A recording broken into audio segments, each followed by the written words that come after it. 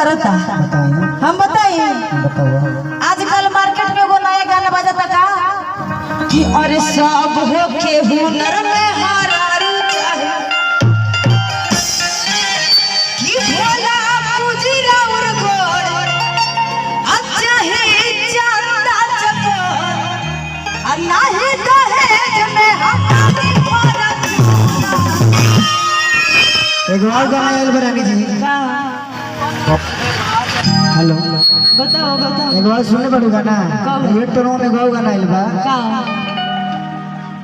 अरे सब गोरे गोरे पसंद बाटे तोरे। लेकिन एक और बहुत ही प्यारा सा भजन आप सबके बीच में अभी भजन में हम चाहब कि सब लोग झूमे। सब लोग झूमी। हाँ हाँ काहे कि झारखंड है ना झारखंड झारखंड है ना भाई।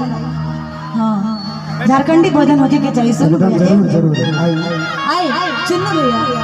हाँ कि अरे चली जबै सैया अच्छा हम कुंदा बजरिया काहे हो कि अरे चल जबै सैया हो अरे छकरा बजरिया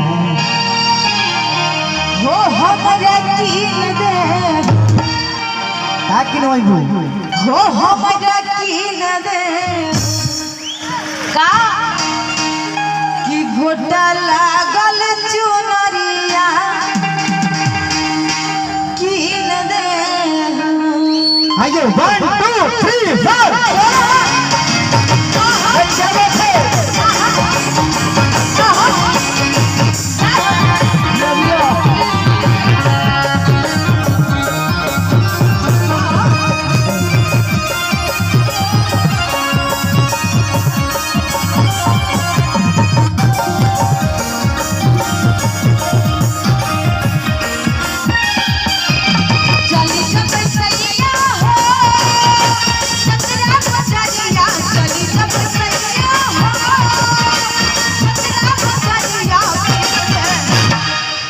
लेकिन ऐसे लगता कि भूत वाला पिक्चर चलता अब इन्हें सब लोग डेरा के बैठल बा। खास कर हमार जितना कुर्सी वाले भाई बाड़े ना ये लोग। हाँ आप का बोलो तो सुनाई नहीं दे रहा। नहीं चाचा है चाचा कौन बात ना चाचा है तो का दिक्कत है।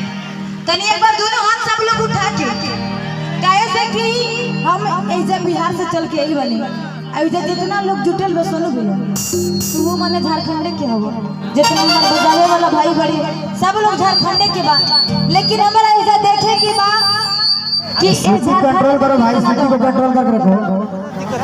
ये झारखंड में कितना दमबाज हुए देखे के बा।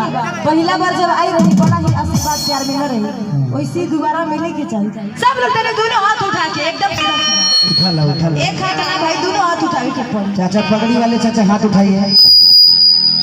केने से बीच वाले भाई जी सिटी को चल बजा अब हमारे भाई भाई लोग भी दोनों हाथ उठा के क्या बात है। देखिए आप बोलते हैं ना कि मेरा पार्टी बड़ा तगड़ा है देखिए और आपका भैया आप लोग भी कम से कम उठा लीजिए इज्जत की बात है। उठाइए उठाइए उठाइए उठा लीजिए। देखिए हमारा भी पार्टी एकदम वैसे ही आगे रहे कि बारात वैसे ही हाथ उठा के भैया डांस करो कि हमने में कितना दम बा। मनियों में दम बा डांस करके ताली बजा के भैया। हां अब सब लोग मिल के कहे कि बता हो हमरा कीन दे।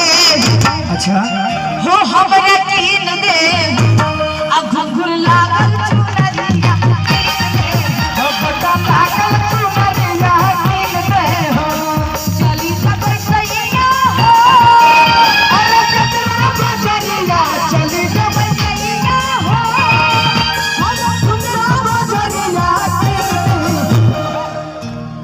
तनी भाई लोग एक बात में डांस करके जितना लोग खड़ा बा सब लोग आ सुनो भैया तारो डांस करे के बा आ साथे साथे हमहु करब कोनो दिक्कत नहीं हो हमरा कीन दे तनी तनी इज्जत की बात हाथ उठा के कि घुंघरू